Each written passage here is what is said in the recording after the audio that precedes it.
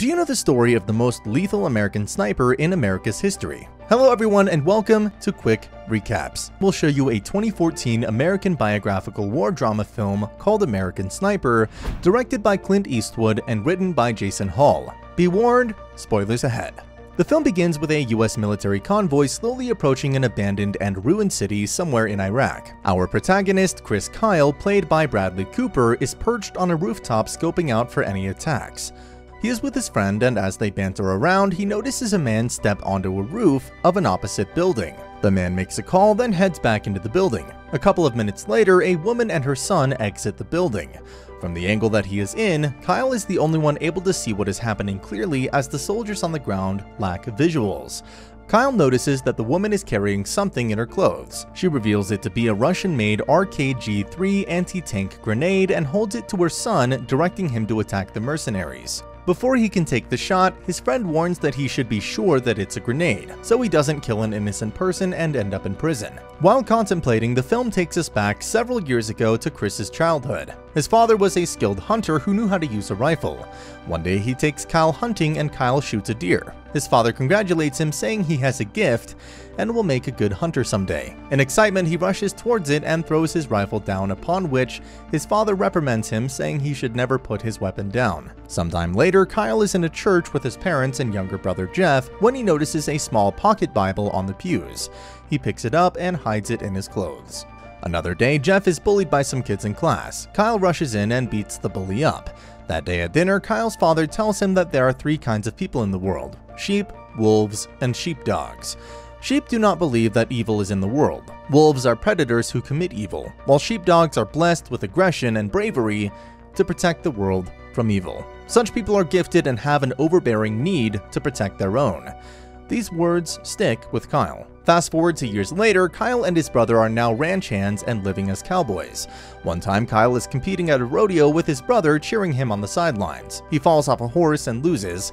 As they drive home, Jeff is making fun of him.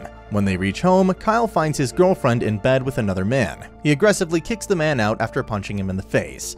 He then orders his girlfriend to pick her stuff up and leave. The girl starts arguing, saying she was only doing that to get his attention, but Kyle ignores her. As she's leaving, she calls him a wannabe cowboy. Kyle is still mulling about the incident when news of bombs dropped at the U.S. military in Tanzania and Kenya come in on the TV. They watch in despair, and Kyle is angry about what the terrorists are doing to the military. Enraged, he enlists to join the military. We're given a hint of the training they go through, being sprayed with a powerful hose and lying in the beach while the waves crush on them, with some people quitting. Finally, Kyle qualifies for special training as a SEAL. One day, Kyle is at a bar when he notices a woman tell a man off. He talks to her, and the woman, Tanya Studebaker, played by Sienna Mills, tells him she could never marry a military soldier as his sister married one and was constantly cheated on. This decision is soon to be revoked as they start going out together. During the time that he is dating Tanya, he's still going on with his training. He becomes an exceptionally good sniper. He later proposes to Tanya and they get married. On the wedding day, their training is complete and they are officially set to go for tours. They are deployed for their first tour after the attacks on September 11th. They are to accompany Marines and offer them protection. This brings us back to reality. Kyle decides to take the shot, killing the boy. The bereaved mother comes forward and throws the grenade, but Kyle kills her before she can throw it far enough to cause damage. He goes to the camp for a brief break, then heads back out for patrol. By the time he is being relieved, he has killed 6 people. This earns him the name Legend among his friends, for he's the first one to have that many kills. The next scene takes us to a briefing room where the Marines have the task of finding the Al-Qaeda leader, Abu Musab al-Zarqawi. With that, they are to scope and clear 10 buildings in an hour. Kyle is positioned at the roof, but gets fed up, opting to raid the buildings with the Marines. In one building, they find a family and begin interrogating the father for al-Zarqawi's whereabouts. The father has never seen him, but tells the Marines about al-Zarqawi's lieutenant and second-in-command called the Butcher. For $100,000, he says he will direct them to him and provides the cut-off hand of his wife as evidence. Kyle takes the information back to the commander and they go to speak to the father. This plan goes awry as they find the Butcher has attacked the family and has pinned the small son down, drilling his body with a drill. The military cannot do anything since they're being attacked from all sides. Kyle tries to take a shot but is killed by a sniper. The Butcher kills the father and they escape. Kyle had earlier on received a call that his brother had been deployed in Iraq too. Meanwhile, a bounty is issued on Kyle in Iraq. 3 weeks later, Kyle returns home to his pregnant wife. He is there when their son is born. However, Taya is worried about how he is acting. He still thinks about the war and the soldiers who died. Taya asks that he be more present in their lives. Sometime later, Kyle goes for his second tour with a mission to find the butcher. Before he leaves, he sees his brother heading home, and Jeff confesses he is proud of him. Jeff expresses his desire to never return to the military. He's promoted to Chief Petty Officer and given a team to help in the raid. After the brief, his friend, Ryan Biggles Job, asks him about the Bible he carries around. It is the same Bible he had taken at the church when he was little, and asks if Kyle believes in God. That evening, they raid a building and find a family of 3. The man informs them he does not know the butcher and invites them to keep watch in his place since the butcher has been spotted in the adjacent building.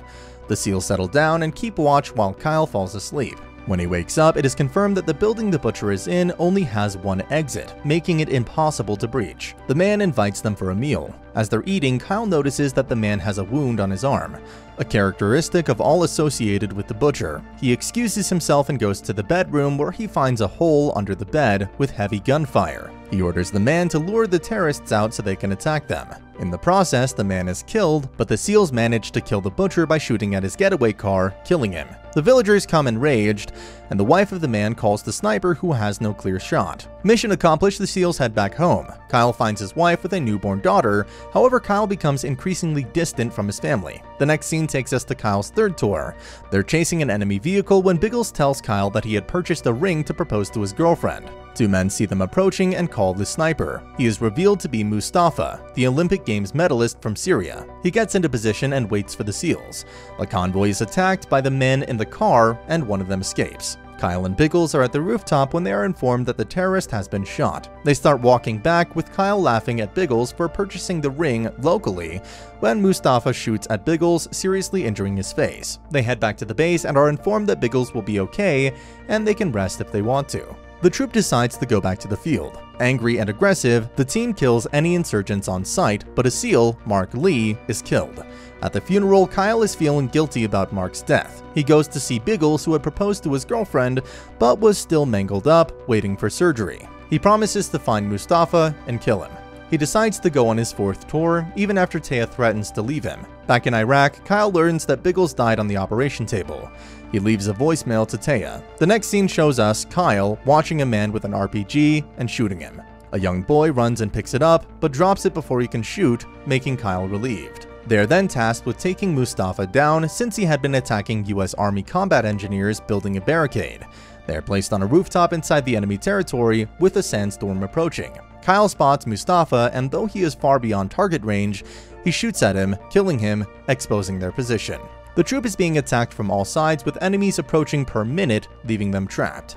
They request to be evacuated, but the sandstorm makes it hard for the army helicopter to help them. The storm hits, and Kyle calls Taya, telling her he is ready to go back home, terrified. Amidst the chaos, Kyle gets injured and is almost left behind. He goes home, but heads to a bar instead of his house. He is so distant from the family and has an episode where he nearly kills his dog. Concerned, Taya calls the psychiatrist in the Veterans Affairs, who thinks Kyle is haunted by those he killed. Kyle confesses it the military men that died who haunt him the most. The psychiatrist encourages him to help the veterans who got injured at war. Kyle slowly resumes normal family life and moves his family back to Texas. One day, Kyle bids his family goodbye and leaves in good spirits to help a fellow veteran, Eddie Ray Ruth, suffering from PTSD at a shooting range. Taya watches him as the screen goes black. An on-screen subtitle reveals that Kyle was shot that same day by the veteran. Archive footage of crowds standing along the highway for his funeral procession, pictures of him and his wife, and other people attending his funeral, end this film. Now you know the story of the man with 255 kills from 4 tours and 160 of them confirmed by the Department of Defense. Thanks for watching. But wait, from the worst victim of bullying to one of the top CIA agents, a guy gives a new meaning to loyalty. Watch how these 2 friends get their reunion after high school. Yeah, the 2 friends are our favorite couple, Dwayne Johnson and Kevin Hart. Check that out now. Subscribe for 10 years of good luck. Trust me, it's working.